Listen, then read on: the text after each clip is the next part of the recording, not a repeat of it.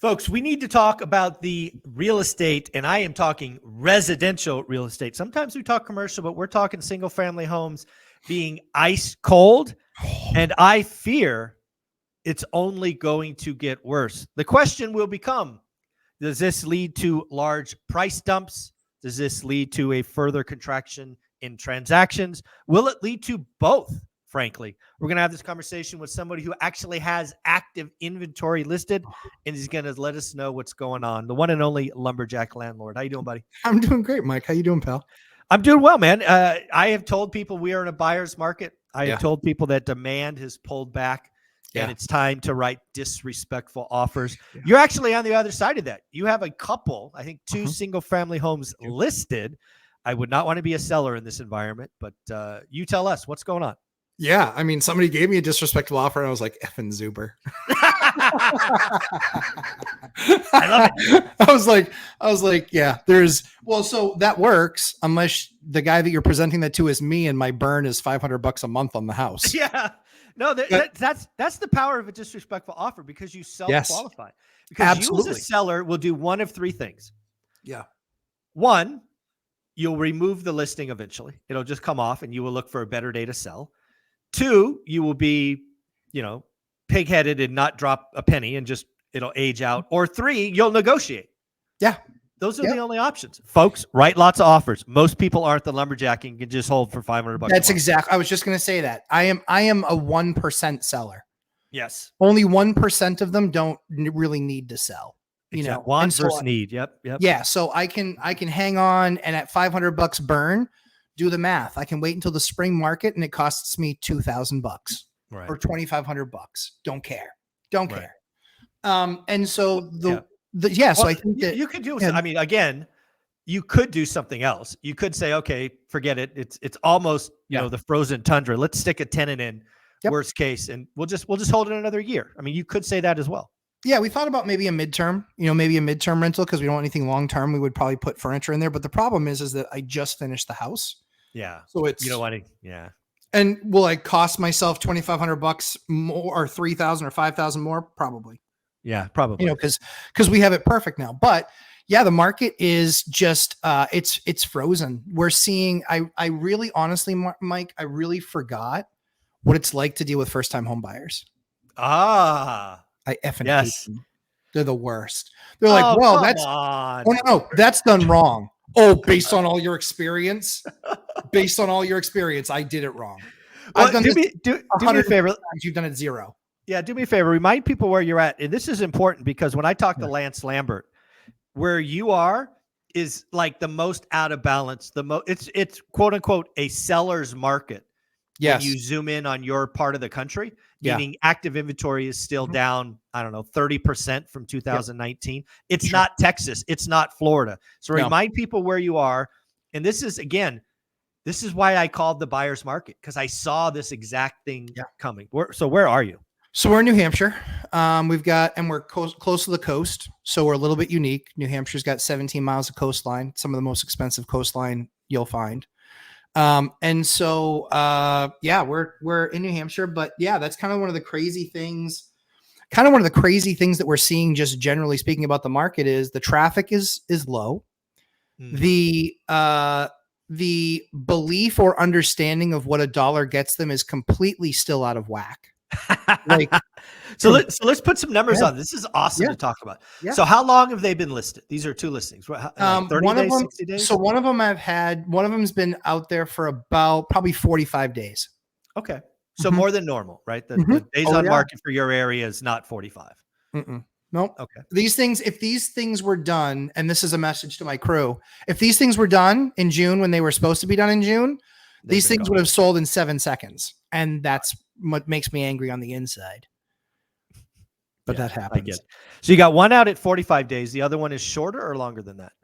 Shorter. So I got one at 45 and one at like 20 or 21. And then tell us about the experience with the first week for each of the listings, because typically speaking, that's when the most eyeballs hit it, when it's new, when it's fresh. How many phone calls did you get, or was it crickets since day one? So I think the first weekend, they were both pretty close. And here, like, weather matters. So it's like, and it's not, rainy all the time like it is in Seattle. It's not sunny all the time like it is in Las Vegas, and 107 during this time of the year, which I still love, by the way.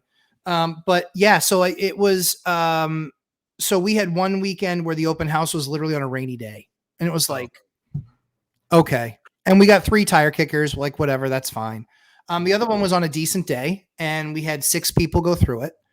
Okay. And now that's 3 so 3 is clearly low. 6 still feels pretty low for a weekend, but again, I don't know your area. Maybe no, it that's is. Okay. No, it is. That's a low number. Yep, that's a low number. And we went through the entire process. Like we don't skirt the process because we think we know so much. So we still did a CMA. We still did a comparable market analysis, CMA. That's what any agent should be doing before they're listing a property. Run a CMA, understand exactly what the property's worth and what you think you should be getting for it. That's the way that you don't improperly price it. Feelings improperly price things. Facts don't.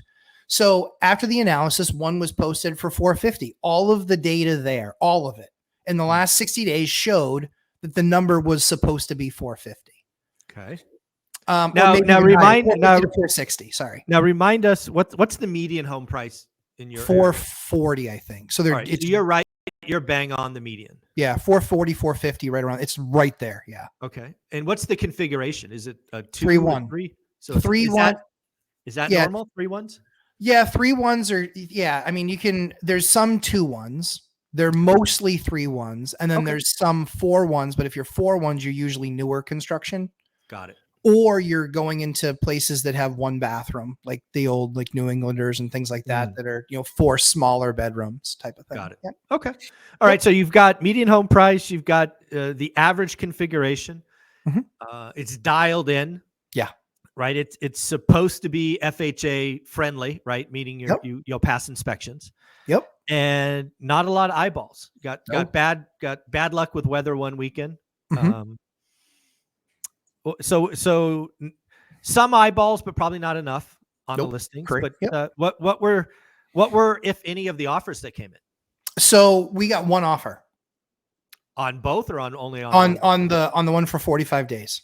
We got 1 offer. And when did that come in? So we're listed at 450. Mm-hmm. It came in at 300 was the original offer. How many days on market when that 300 came in? 17. Maybe. Right, so maybe, okay. So a little early maybe, but I would call that a disrespectful offer. I would. I would too. I would too. My agent goes, all right, so I kind of know the answer, but I have to ask you. I go, yeah. I go. And so I said all the curse words that I wanted to say. And I said, and you can tell him that I will light it on fire before I would ever sell that house for $300,000. So you didn't counter. You just didn't counter. Nope. Okay. Nope. And then they came back and then 3 days later, they came back at 400. Oh. Mm-hmm. Okay. And I didn't counter. Oh. Nope. Not countering 400. You didn't even counter back at 450? Nope. Didn't even write a counter? Nope. Matthew. Nope. I don't negotiate with terrorists. Zuber's great. So, well, I guess the question is how bad do you want to sell it, right? 400. I mean, I don't $500 a month burn. Yeah, but you didn't even counter. I mean, you didn't even counter at the ask. No, I get it. Ask me if it worked. Okay, what happened next?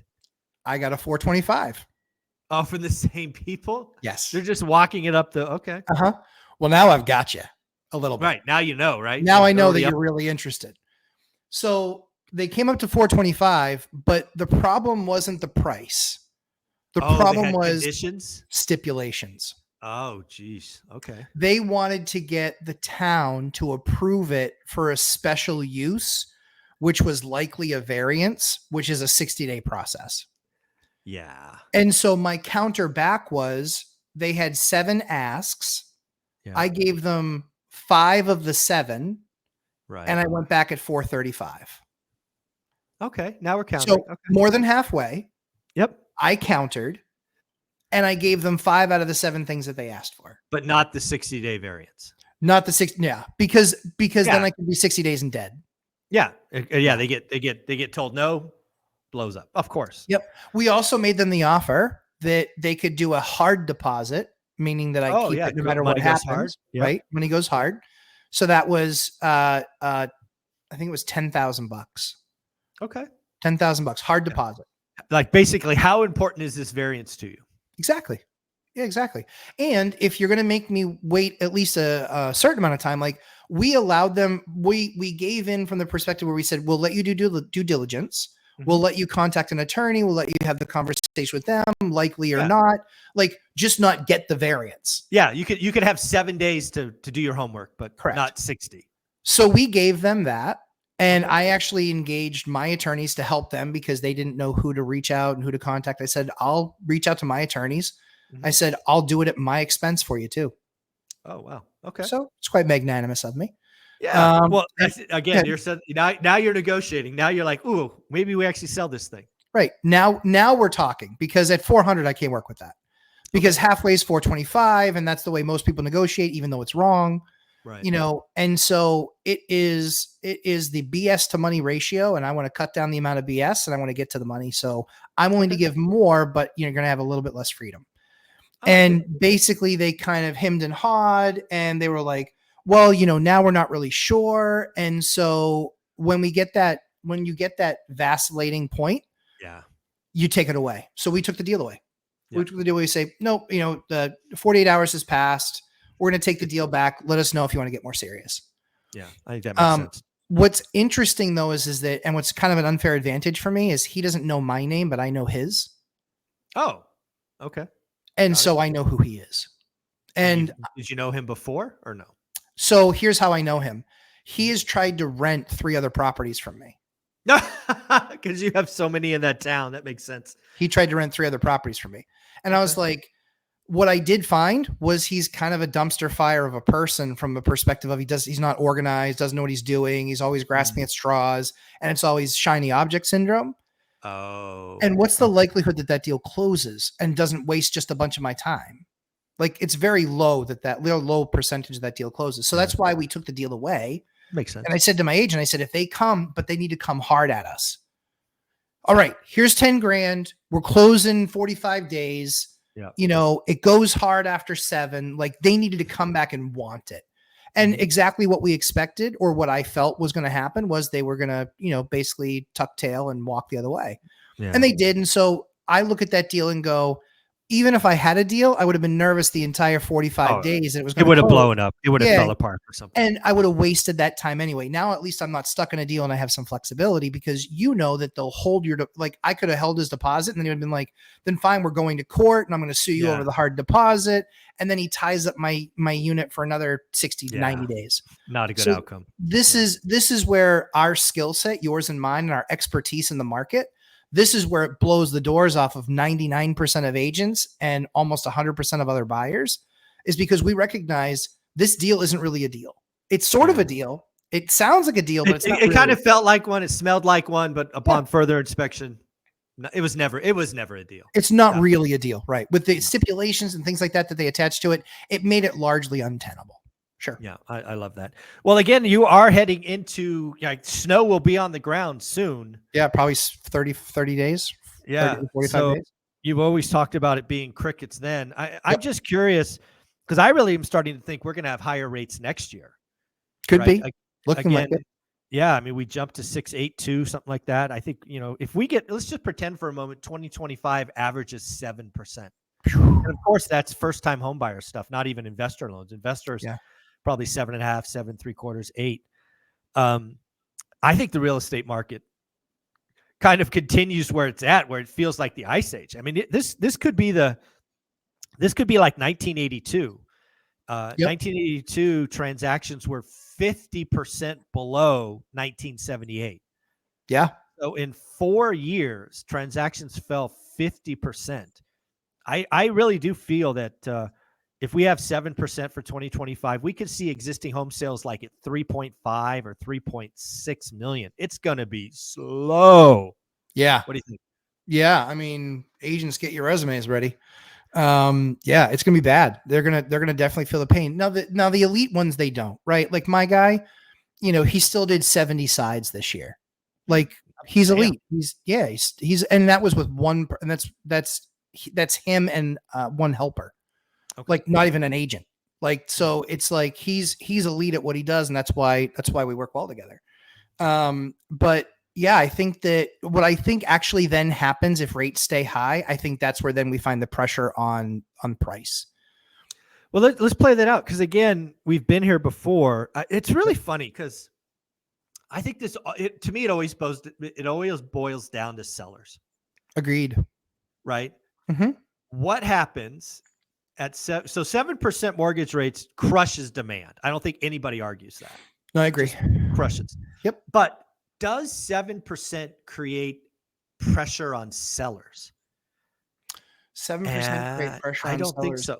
Most sellers have fixed rate expenses, right? Most people's mortgage payments are below rent. The only reason they were considering selling was because they were at 3.5 or 3 anyway, and they're like, 3.5 to 5, whatever. Yeah, 3.5 to 7. Not happening, right? I think there'll be a lot of people like you will say, "Hey, I'll sell it at my price." Mm-hmm. They may list crickets, and they'll just keep it for another year, right? I think there's going to be a lot of people like that. Like, I wish, I wish we had an extra bedroom. The wife's pregnant. All right, let's list our house, see what we get. Oh, we didn't get it. Guess what? Go buy some bunk beds. Exactly.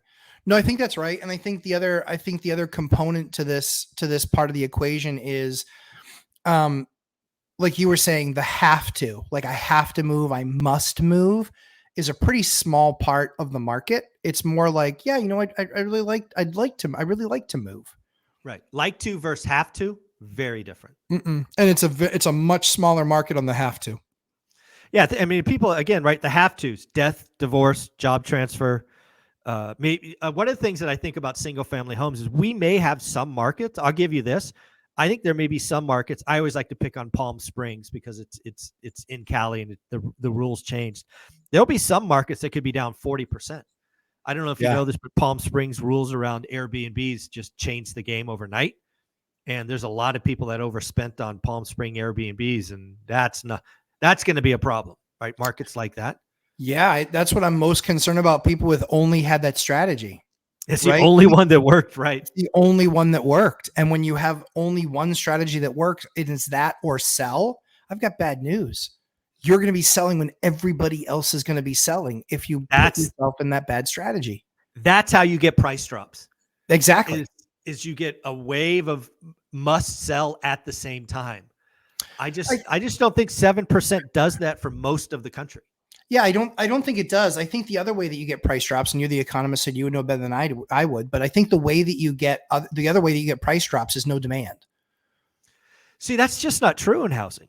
Yeah, you think so? It's not true. It's not true. Again, what happens with no demand is transactions. You do not have what's called meeting of the mind. Sure, of course. Right. But you have there's that, but it does get to that common denominator though, right? Where you get all the want tos, all the I'd like tos, you get all of them out of the market. And if you can still find then the people that have to sell. Yep. And then the people that have to buy. Or the have to buy is a different scenario. They're going to probably go new construction. Okay. Why will they go new construction? Because new builders have already proven that they know where buyers are. They're at 4.99. Exactly. They'll just buy down the rate. So smart. So you take the demand out of the equation, and you just are left with a vacuum of creative financing is where you're really going to be left, right?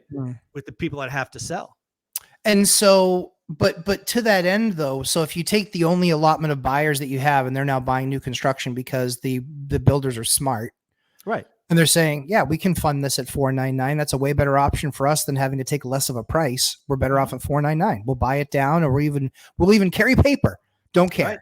Yep. So, but then that buyer disappears from the market of the used inventory. And so then that sits.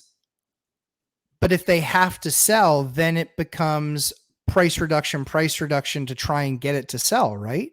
Well, it can, if they have to. Right. If they have to sell. So you're certainly going to have some people where that's the case. No doubt. You also have some people who have to sell that have no equity. So they'll have foreclosures. Correct. Doubt. Yep. Agreed. The lion's share will end up being sold creative financing. And again, folks, we have evidence of this in the early 80s. It was the for sure. birth of creative financing. It was. Right. There was a lot of people who were selling homes having to take seconds. Right. Because there was nobody could afford it with 18% first. A lot of those seconds were what they called silent seconds. They were just debt that was there until some date in the future. It wasn't even payments.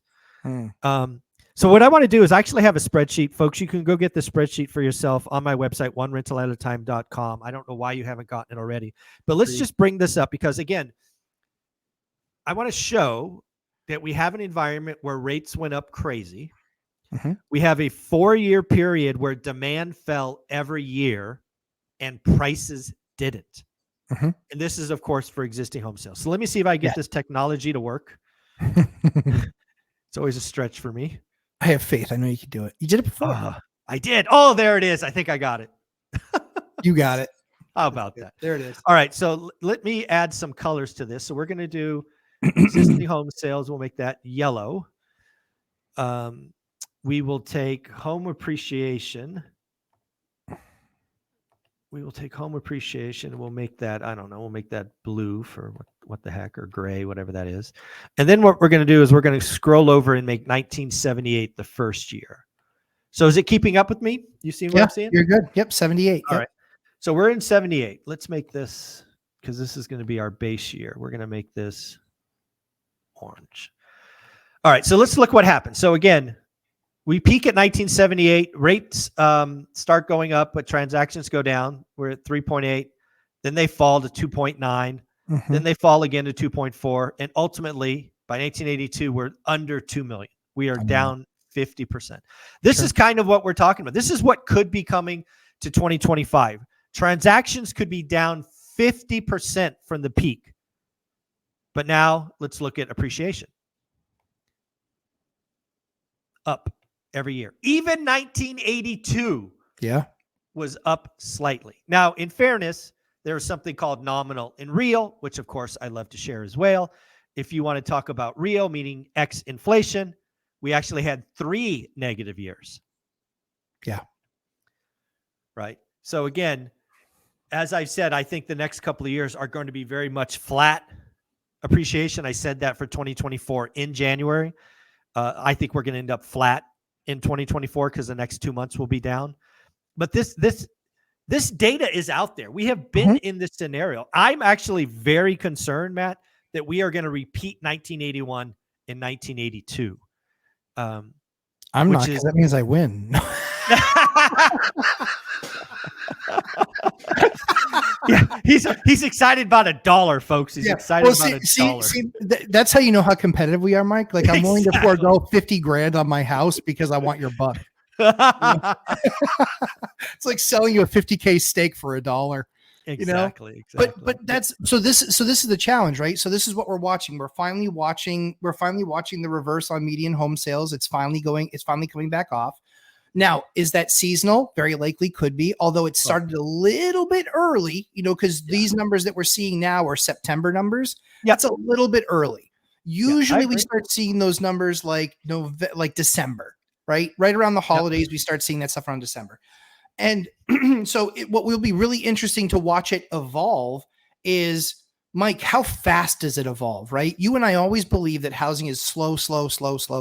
Correct. Right? The question is, we have, I lose if Kamala gets in.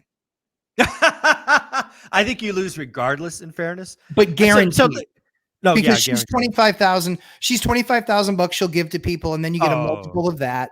So if she gets in, it's a guaranteed loss.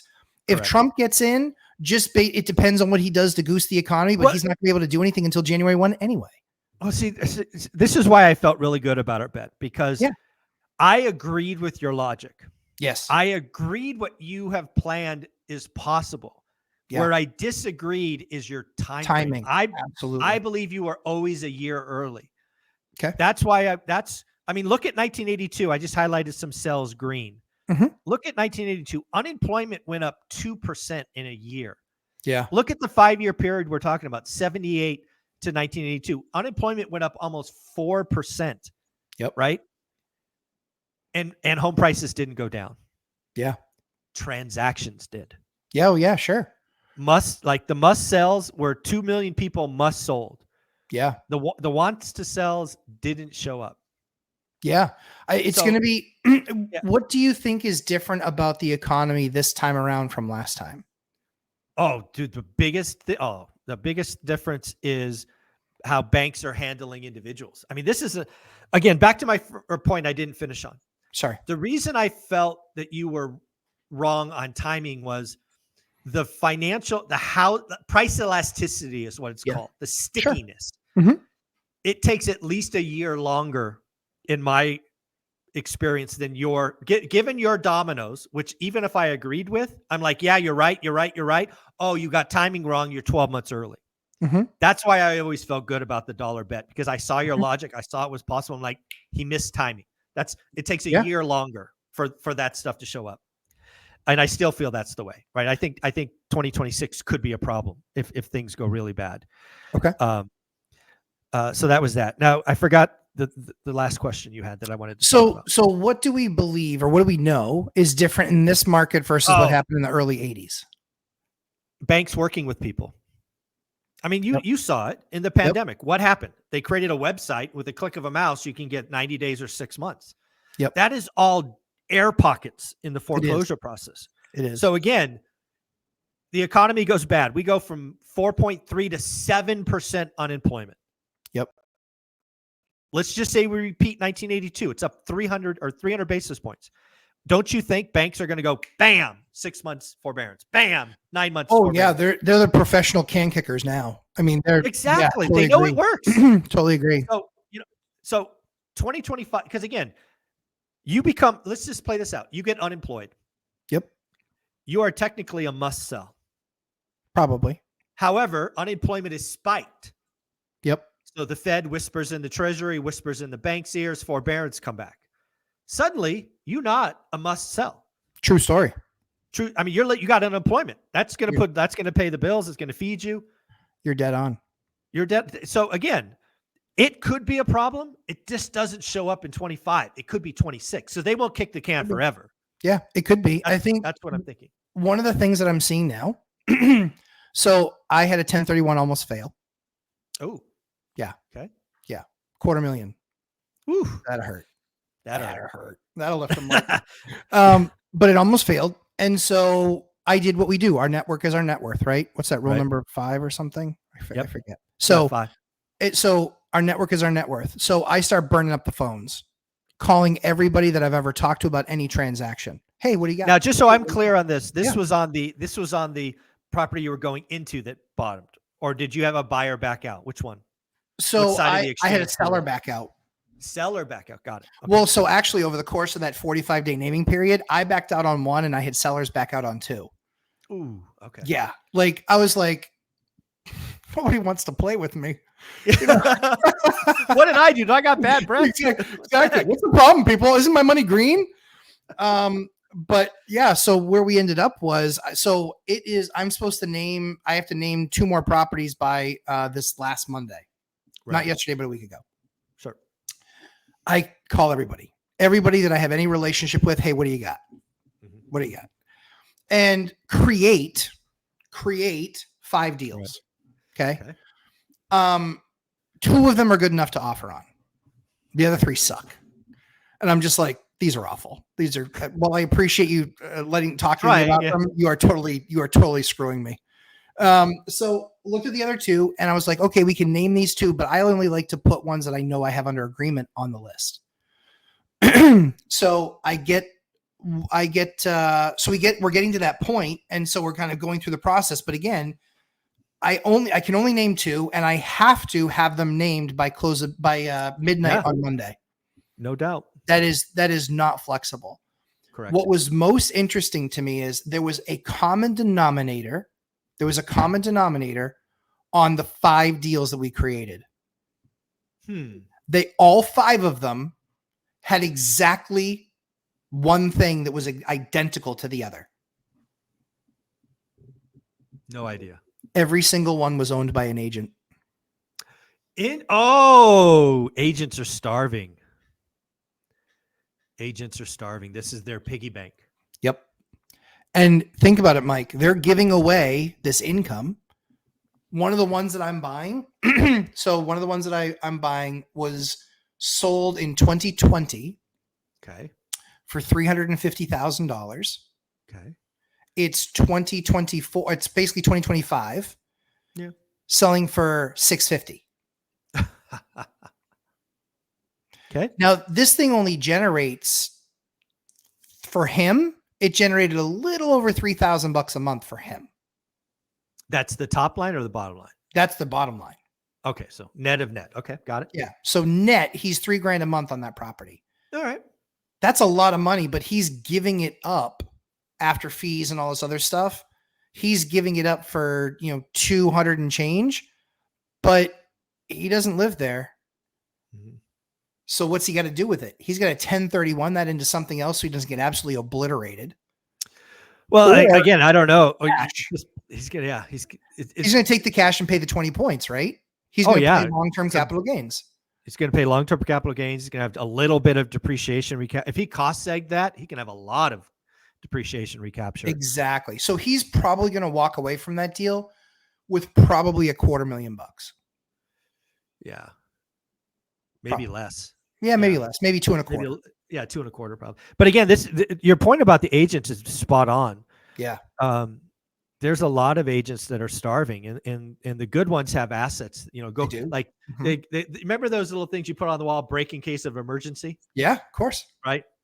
He's breaking in case of emergency. He is, and so were the other five. So the other four agents, and that's what was amazing about that. And I was just like, why? And I would tell my agent, I was like, why do I know that guy's name? And he goes, oh, he's an agent. I was like, yeah, of course he's an agent.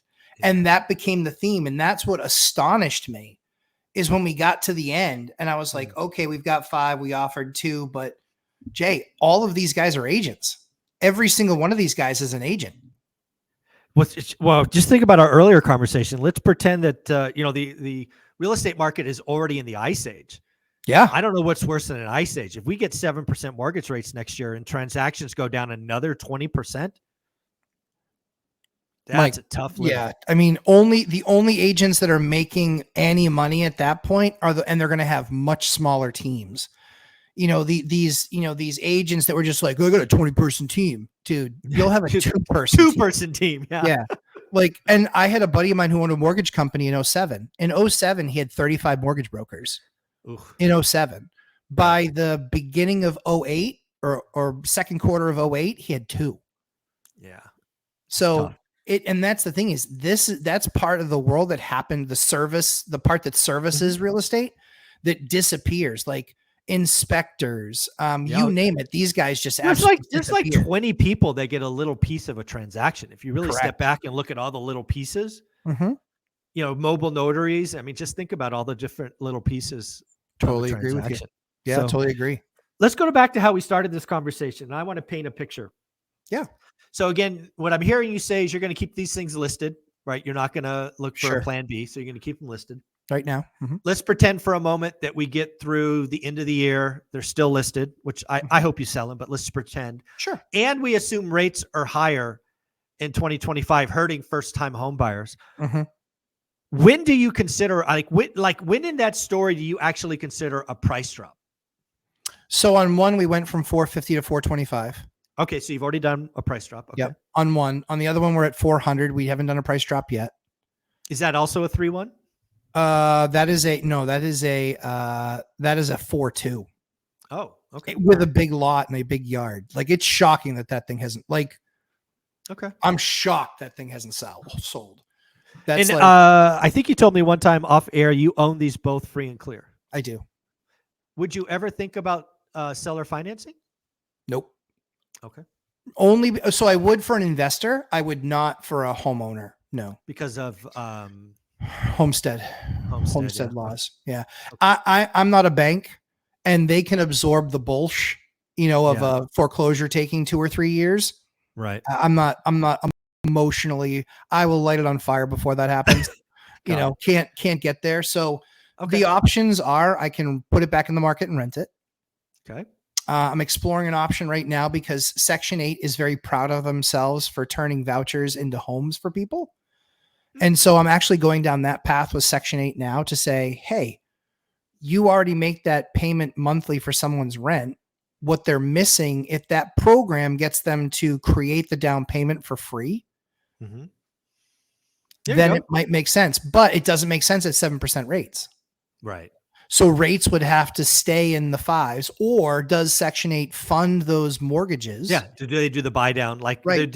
are they a builder? That's what the builders. Yeah. Do they do the buy down, or do they even say to Fannie Freddie, hey, listen, this is one of our Section 8 programs. We need 5-year fix or 30-year fix for 5%. We need prime -2 or something. Right. Yeah. So I'm working through that process to see if that's an option. I would sell to an investor, and I would hold paper for an investor. I would not do it for somebody living in there as owner-occupied. So it would be an LLC. Okay. And the other thing too is I think I still believe the spring, because every single spring, every agent is surprised at how busy they get.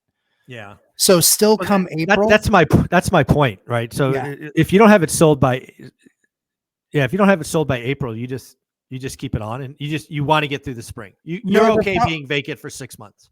Yeah. What we'll probably do is we would probably take it off of market, like the middle of November. Right. And then you just hold it.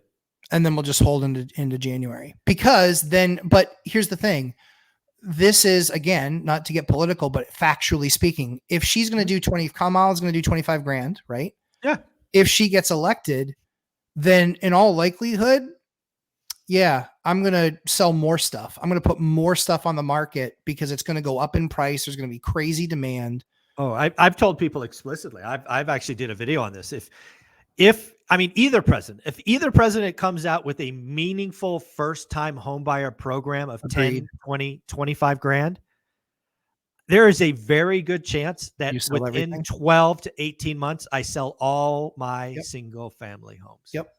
Because it'll be another 20% pop, artificial. I've lived this movie before. I have seen that last year of crazy stupidity. Yep. I will simply get out of the way. I'll 1031 some, but not all, and I'll just sit on my bag full of money and wait for the nuttiness to come back. Yeah. Or, the nice thing that we have going on is that, office and a lot of commercial is such a nightmare right now. Oh God, it's so bad. Can you imagine commercial at 7%? How bad it's going to get? Oh, I know. Oh, Mike, I just got quoted from a bank at 7.7. 7.7. Can you? Yeah, if you're stuck in a bad deal from 21, 22, and you've got to refi that debt, and you're going to go from 3.5 to 7.7, and your cap rate went from 4.5 to 8. Yeah, you have two choices: write a 6-figure cash in refi, or let it go. Yep. Yeah, or fire sale it, something. So one guy that I found did actually a pretty smart thing. I was kind of I was impressed. I'm not one to impress. Not easy. Yeah. No, it's not easy. So I was impressed. So here's what he did. He basically took a $10 million portfolio, and he said, I'm going to give you my debt at 3.25% on, and it's about $6.5 million is what he still owes on that $10 million portfolio. All right. So he's got 65% LTV roughly. Okay. Mm-hmm. He said, I will take, basically 3.5 million. I don't care how you come up with it, but then I will assign all of my debt to you. Got it. And his debt is at 3 something, like I said, 3 something. Yeah. Okay. Right. So he's got between 18 and 22 months left on that debt. Yeah. All right. There's not a huge fan of that. Right. But there's a lot of people that are just like, this is amazing. Like, look how much money this makes. Because right now today, that thing makes 13 or 14%. Yeah, it's but if you adjust it, it's gonna make like 2. If you're lucky. Yes, exactly 2. So I was impressed that he built it out that way. Yeah, some newbie's gonna buy this. Some newbie will buy that's the problem, right? When I talked to his agent was like, "Yeah, we're not really sure why it hasn't sold yet." And I was like, "Because your numbers suck." Your numbers look good today, but fast forward 18 months. Yeah. He goes, "What do you mean?" And I go, "Carry this thing out when all that debt has to go back up." I said, "It's going to go to 6, 6.5, 7, 7.5." I was like, "This person could be writing a pretty sizable check on a monthly basis." Yeah. And again, if we're playing in an environment where rates are higher, I mean, that debt could be 8. Could be. Could be. Yeah. This is what's coming to commercial and why, again, if I had the opportunity to repeat what I did in 2006, which there's a chance, right? Mhm. You get first-time home buyer incentives. You wait a while for that to get approved and really start churning the, it's like sharks eating a whale. Yeah. It'll just like 9 months, 10 months, just feeding frenzy. And then 1031 out of that into distressed commercial. It'll be like printing money. It'll be crazy. The thing is, yes, we're facing the same thing, right? We're reading the same tea leaves. We're like, this is exactly what could happen. Oh, do I care? Well, again, so let me be very clear. I hope it doesn't happen. Right. I don't want an artificial 20% bump in my single family homes. Mhm. I don't want to be put in a situation where I have to sell 30 plus single family homes. Yeah. But if you're going to give it to me, I am going to take it. Right. But so I would agree with taking that and then taking the money and just paying the cap gains tax on it. Yeah. But do you want to massively grow your portfolio? Because that's what's going to happen. They're not going to be duplexes. They're going to be 10, 20, 30, 40 unit buildings. They're going to be bigger assets. If I can buy them in my area with my team, my workload does not go up meaningfully. True. Correct. Yep. It's true. That is my luxury. Yep. I don't manage my stuff. I don't go to my units. I haven't seen one of my units in 2.5, maybe 3 years.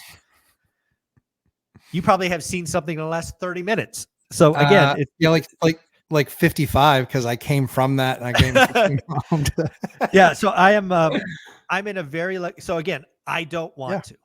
Right. But given everything that I've built over 20 years, if somebody's going to hand me a situation where I get an artificial bump of $2.5 million, I get an artificial opportunity to grow to take 40 or 50 grand and make it 100.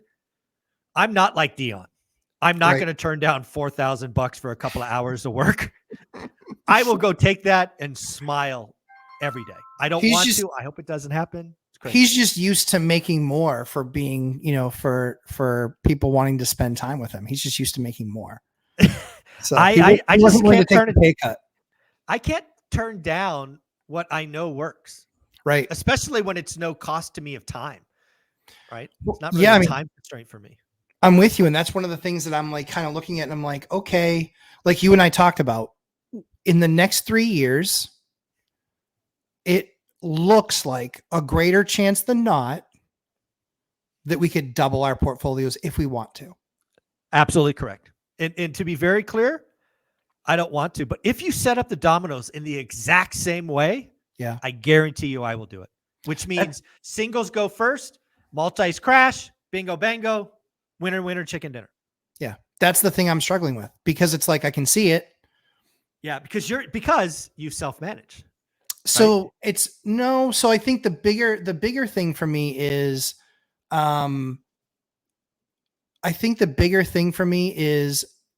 getting money out of the game, pulling money out of the game. Oh, I will certainly take a double-digit percentage out and sit on a bag full of money, but not, I can't take it all out. I mean, geez. Well, you could.